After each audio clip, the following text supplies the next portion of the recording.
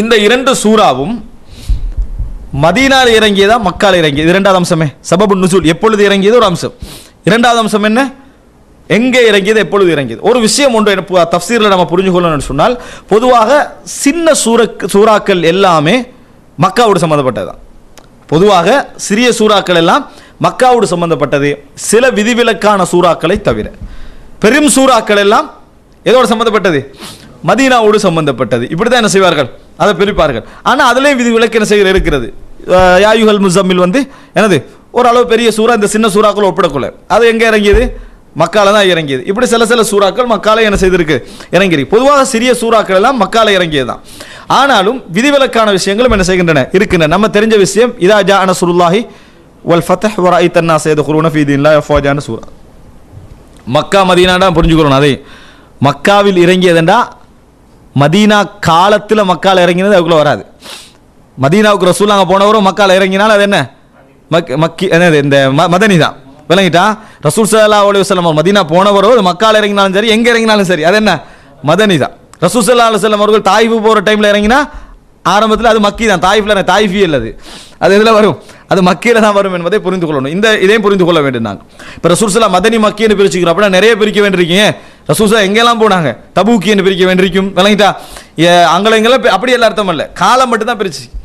அவங்க எங்கே இருந்தாலும் சரி, எந்த காலத்துக்கு பின்னர், ஹிஜ்ரத்துக்கு முந்தியா பிந்தியா என்பது. இப்போ இந்த சூரா எப்பொழுது இறங்கியது, மக்கா காலத்தில் இறங்கியதா மதீனா காலத்தில் இறங்கியதான்னு ஒரு பலத்த ஒரு கருத்து முரண்பாடு அறிஞர்களுக்கு மத்தியில் இருக்கிறது.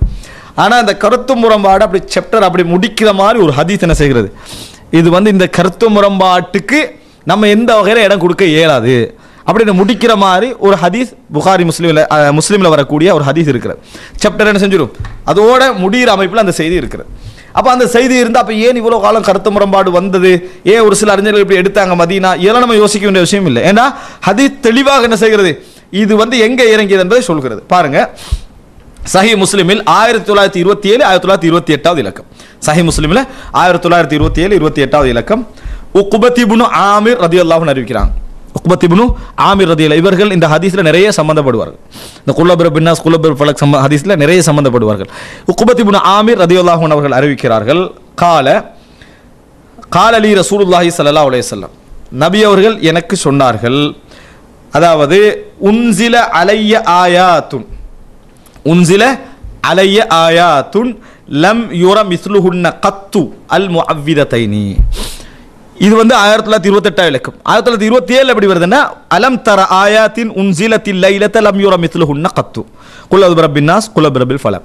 ரசூல் ஸல்லல்லாஹு அலைஹி வஸல்லம் உக்பத் பின் ஆமிர் பா சொல்றாங்க, உக்பாவே நேற்று இரவு எனக்கு இரண்டு சில வசனங்கள் இறங்கின. சில அறிவிப்புகளில் இரண்டு முஅவ்விதாக்கள் என்ன, அஊது என்றதுலேருந்து வாருது. அஊது அப்போ தவீத் பாதுகாப்பு தெரிந்த அஊது என்ற இரண்டு சூறாக்கள் என்ன செய்தன எனக்கு இறங்கின.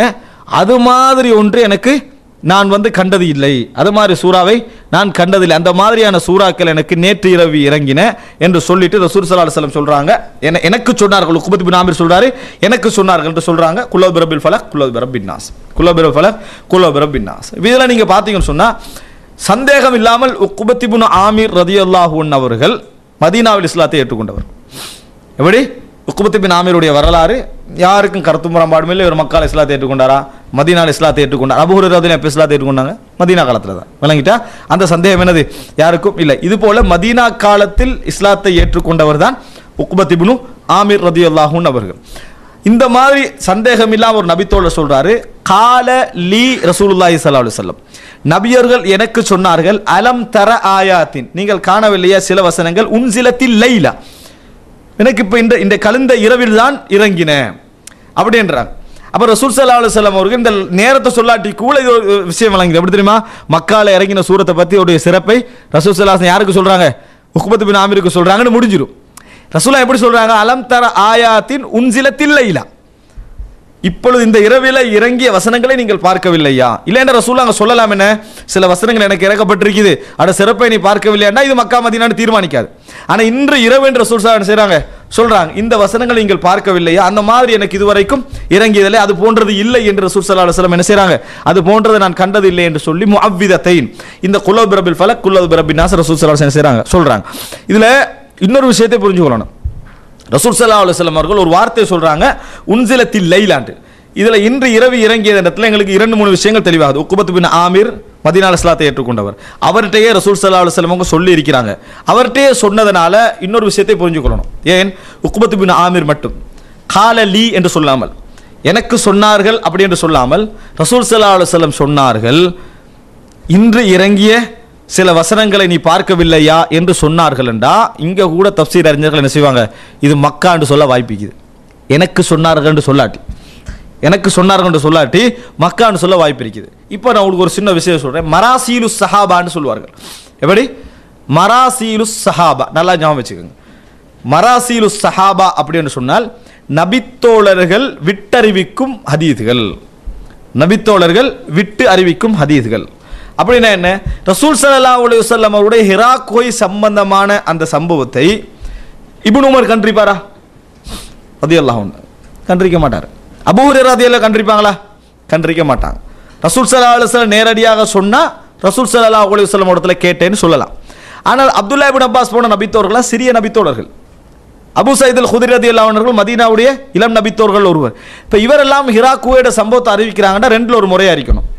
ஒன்றில் ரசூல் ஸல்லல்லாஹு அலைஹி வஸல்லம் நேரடி அவர்கிட்ட சொல்லிருக்கணும், அல்லது பிரபல்யமான நபித்தோழர்கள் அபூபக்கர், உமர், உஸ்மான், அலி ரலியல்லாஹு அன்ஹு, ஆயிஷா போன்றவர்கள் ரலியல்லாஹு அன்ஹு அவங்க போன என்ன செஞ்சிருக்கணும், சொல்லிருக்கணும். யார்கிட்ட? அந்த நபித்தோழர்கள்ட்ட.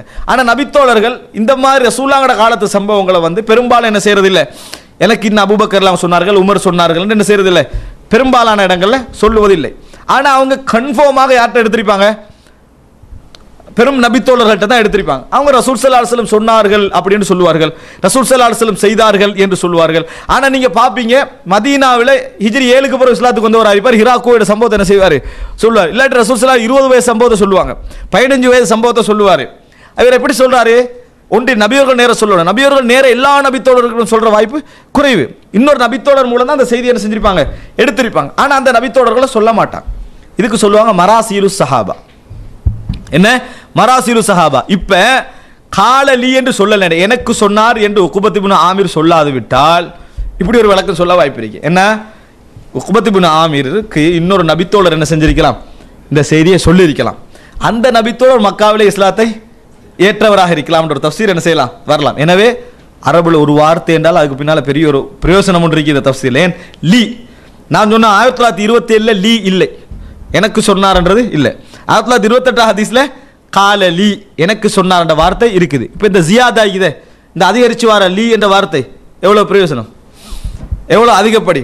அதனால தான் அறிஞர்கள் என்ன செய்ய மாட்டாங்க, சின்ன ஜியாதாவை விட்டு கொடுக்க மாட்டாங்க, அதை பதிஞ்சிருவாங்க. அப்ப எனக்கு சொன்னார்கள் என்ற செய்தியில என்ன தெளிவாக விளங்குது, இது மதீனாவில் இறங்கிய வசனங்கள் என்றது விளங்கு. இன்னொரு அம்சம் அதுல இருக்குது. அது என்ன அம்சம் தெரியுமா? நாங்க தக்ராரு நுசூல் இது ஏற்றுக்கொள்ளணும். தஃப்சீர்ல ஒரு பகுதி தான் தக்ராரு நுசூல். அல் குர்ஆன் வசனம் பலமுறை ஒரே வசனம் இறங்க வாய்ப்பு இருக்கிறது. எப்படி? பலமுறை ஒரே வசனம் இறங்க வாய்ப்பு இருக்கு. நாங்கள் தஃப்சீர் படிக்கிறனால கொஞ்சம் அப்படி இப்படி தொட்டுட்டு தான் போகணும், விளங்கிட்டா? பலமுறை ஒரே வசனம் இறங்க வாய்ப்பு இருக்கிறது. அப்படின்னா முதலாவது இறங்கின வசனத்தை அல்லாஹ் தஆலா திருப்பியும் என்னது இறக்க வாய்ப்பு இருக்கிறது, மறுபடியும் இறக்க என்னது வாய்ப்பு இருக்கிறது. இதை நீங்க லாஜிக்கலி சும்மா உசூல் தஃப்சீர் படிக்காம, தஃப்சீருடைய பகுதியில் படிக்காம உடைச்சிட்டு போயிடலாம். அடுத்து நிறைய பேர் உடைப்பாங்க. என்ன செய்வாங்க? சும்மா அப்படி யோசிக்கிறது. தஃப்சீரே நமக்கு தஃப்சீர் கலை நமக்கு தேவையில்லை, இன்னும் ஒதுக்கின பின்னால யோசிச்சு பார்க்கறது, அப்படியே ஒரு உடைச்சிட்டு போகலாம். அப்படி ஒரு அதாவது மிகப்பெரிய ஒரு மார்க்கறிஞரை நாங்கள் நம்பக்கூடிய ஒருவர் என்ன செஞ்சாரு, சிம்பிளா அதை உடைச்சிட்டு போறாரு. எப்படி உடைச்சிட்டு போறாரு? குர்ஆனில தொழுகையை நிலைநாட்டி அவர்கள் ஜக்காத்து கொடுத்து வருவார்கள் என்றது எத்தனை முறை வருது? பல இடங்கள்ல வருது. எனவே ஒரு வசனம் பல முறை இறங்கினால் பரமுறை குர்ஆன்ல என்ன செய்யப்படும்? எழுதப்படும். ஒரு வசனம் பலமுறை இறங்கினால் பரமுறை எழுதப்படும். எனவே ஏதாவது ஒரு வசனத்தை அறிஞர்கள் அல்லது சஹாபாக்கள் இது 2 முறை இறங்கியது போன்ற காரணங்கள்லாம் வந்தா அது குர்ஆன்ல 2 முறை இல்லைண்டா அந்த ஹதீஸ் என்ன செஞ்சிடணும்? எடுத்து விட வேண்டும். ஏன்? பலமுறை இறங்கிய வசனங்கள் என்ன செய்யுது? குர்ஆன்ல இருக்குதா இல்லையா? இப்போ அகாமு ஸலாத் நிறைய இடத்துல வருது. அதே போல என்னது அல்லாஹ்வை ஈமான் கொள்வார்கள், நபியை ஈமான் கொள்வார், நிறைய இடத்துல வருது. அப்படின்னா என்ன? நிறைய முறை என்ன செஞ்சிருக்குது? இறங்கி இருக்கு. நிறைய முறை இறங்கி நிறைய முறை எழுதப்பட்டிருந்தா ஒரு வசனம் ஒரு ஹதீஸ் எங்கேயாவது இந்த வசனம் 2 முறை இறங்கின மாதிரியான சம்பவங்கள் வந்தால் உடனே அது குர்ஆன்ல 2 முறை இருக்கான்னு பார்க்கணும். இல்லையா அந்த ஹதீஸ் என்ன செஞ்சிடணும்? எடுத்து விட வேண்டும் என்றது. இது தவறான பார்வையால் வந்தது. என்ன புரிஞ்சுக்கொள்ளணும், நாங்கள் எப்பையும் ஒரு விஷயம் 2 முறை இறங்கினாலும் 4 முறை இறங்கினாலும் நபி அவர்கள் எழுத சொல்வதில் தான் அது அடங்கி இருக்கிறது. ரசூலுல்லாஹி ஸல்லல்லாஹு அலைஹி வஸல்லம் அவர்கள் இதை இந்த சூரத்தில் எழுதுங்க, இதை இந்த சூரத்தில் எழுதுங்க, இதை இந்த சூரத்தில் எழுதுங்கன்றா தான் எழுதுவார்கள். இதை இந்த இடத்துல எழுதுங்க என்று சொன்னா தான் எழுதுவார்கள் என்பதை புரிந்து கொள்ள வேண்டும். இப்போ உங்கள்கிட்ட ஒரு கேள்வி, இல்லைன்னா எழுத மாட்டார்கள். மாற்றப்பட்ட வசனம் ஒரு சூறாவுடைய முதலாவது இருக்குமா, மாற்றிய வசனம் முதலாவது இருக்குமா? அவசரமா சொல்லுங்க பாப்போம். மாற்றப்பட்ட வசனம் முதலாவது இருக்குமா, மாற்றிய வசனம் ஒரு சூறாவுடைய முதலாவது இருக்குமா? மாற்றப்பட்ட வசனம் முதலாவது இருக்கும், மாற்றிய வசனம் இரண்டாவது. அப்படின்னா எந்த வசனம் முதலாவது இறங்கியது? மாற்றப்பட்ட வசனம் முதலாவது இறங்கியது. அப்ப அதான் ஒரு சூரத்தில் முதலாவது இருக்கும். அதான் முக்கியம். விளங்கிட்டா? இந்த இடத்துல நம்ம என்ன புரிஞ்சுக்கிறோம்னு சொன்னால், இயல்பா நம்ம யோசிச்சா மாற்றப்பட்ட ஒரு சூரத்து இறங்கக்குள்ள எந்த சூரத்துடைய ஆரம்பத்திலிருந்து கடைசி வரைக்கும் இறங்குறா பரவாயில்ல. ஆனா குர்ஆன் அப்படி என்ன செய்யாது, இறங்காது. திடீர்னு இடையில் ஒரு வசனம் இறங்கும், திடீர்னு ஆரம்பமா ஒரு வசனம் இறங்கும். ரசூல் ஸல்லல்லாஹு அலைஹி வஸல்லம் அவர்களை வைத்துத்தான் இது முதலாவது வசனம், இது கடைசி, இது இடையில் தெரிஞ்சுக்கிறோம். நம்ம இங்கிருந்து அங்க போகக்கூடாது. விளங்கிட்டானே? இதானே முதலாக வர வேண்டியன்னு யோசிக்கூடாது. யார் முதலாக தீர்மானிக்கிறது? ரசூலுல்லாஹ் சொன்னாதான் அது முதலாவது வசனம், இல்லைன்னா அது கடைசியாக வசனம், இல்லைன்னா இடைப்பட்ட வசனம். ஒரு சூரத்துடைய அடிப்படை எப்படி இறங்கி நம்மளுக்கு என்னது, எல்லாமே முதலாவதாக இறங்கினு அர்த்தம் அல்ல. ரசூலுல்லாஹ் முதலாவது எழுதினா எல்லாம் முதலாக இறங்கினு அர்த்தம் அல்ல. எனவே ஒரு சூரத்தை நீங்க பார்க்கலாம், நீங்க சொன்னதுக்கு மாற்றமாக மாற்றப்பட்ட, அதாவது மாற்றிய வசனம் முதலாவது இருக்குது, மாற்றப்பட்ட வசனம் என்னது இரண்டாவது வரத்தை நம்ம என்ன செய்யலாம் பார்க்கலாம். ஏன்னா ரசூல் ஸல்லல்லாஹு அலைஹி வஸல்லம் எழுத சொன்ன முறை. எனவே ரசூலுல்லாஹ் அங்க ஒன்று திருப்பி இறங்கி அதை எழுத வேண்டாம் என்று சொன்னா அர்த்தம் இது ஏற்கனவே இறங்கின சூரத்து மறுபடியும் ஞாபகப்படுத்துவதற்காக என்ன செய்திருக்கிறது, இறக்கப்பட்டிருக்கிறது என்பது அர்த்தம். ஏற்கனவே இறங்கிய சூரா மறுபடியும் ஞாபகப்படுத்துவதற்காக இறக்கப்பட்டிருக்கிறது. எழுத சொன்னா அது புதிய சூறால உள்ளது என்பது அர்த்தம் என்பதை புரிந்து கொள்ள வேண்டும். எனவே இந்த ஹதீஸ்ல ஒரு மிக முக்கியமான அம்சம் இருக்குது.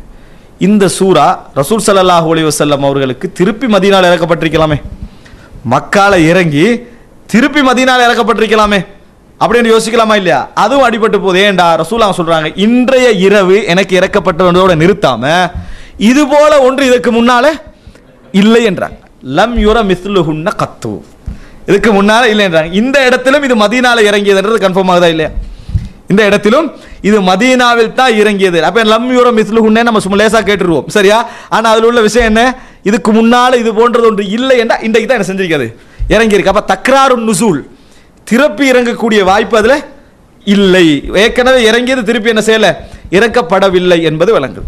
ஏன் நான் உங்களுக்கு இதை இப்படி சொன்னேன்னு சொன்னால், அல்லாஹ் தஆலா குர்ஆன்ல நீங்க ஒரு சூரா பார்க்கலன்னா லைஸலக மினல் அம்ரி ஷைஉன் நீங்கள கேட்டிருப்பீங்க, அதிகாரத்தில் உங்களுக்கு எந்த பங்கும் இல்லை. இந்த வசனம் 2 இடத்துல இறங்கினதா வருது. உஹது யுத்தத்தில் ரசூலுல்லாஹ் காயப்பட்டிருக்குதே, இந்த காயப்பட்ட நேரத்தில் ரசூல் ஸல்லல்லாஹு அலைஹி வஸல்லம் அவர்கள் அவங்களுக்கு என்ன செய்றாங்க, எப்படி ஒரு சமுதாயம் வெற்றி பெறும் நேரத்தில் லைஸலக மினல் அம்ரி ஷைஉன், அதிகாரத்தில் உங்களுக்கு எந்த பங்கும் இல்லைன்னு இறங்கினதா வருது. பீர் மௌனால கொல்லப்பட்டாங்களே சில 70 நபித்தோழர்கள், அப்ப ரசூல் ஸல்லல்லாஹு ஒரு மாதம் சபிச்சு குனூத் ஓதுறாங்களே, அப்பயும் இறங்கப்பட்டதா என்ன செய்யுது, லைஸலக மினல் அம்ரி ஷைஉன் அப்படின்னு வருது.